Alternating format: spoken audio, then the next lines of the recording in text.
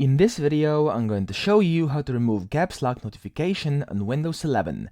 So before we do this, I must warn you that this works only on some computers and on some manufacturers. So in case you have a computer that this doesn't work on, I'm sorry this method didn't work, but on most computers it should work and actually remove the notification message. Okay, so make sure to try it out.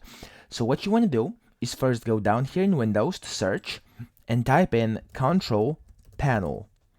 And then you want to open this up and go inside the Ease of Access. Then you want to go inside the Ease of Access Center. Scroll down to where it says Make the keyboard easier to use. You want to press this, and over here it directly says Turn on toggle keys. Now you want to disable this and disable the turn on toggle keys by holding down the numlock key for 5 seconds as well. You want to turn these two off and then press Apply and OK. And then once you've done this, you want to go out of here and then yet again scroll down to where it says make it easier to focus on tasks, okay? And then you want to scroll down a little to where it says adjust time limits and flashing visuals, and then click here where it says turn off all unnecessary animations when possible. You want to press this, so make it turn on, and then click apply and OK.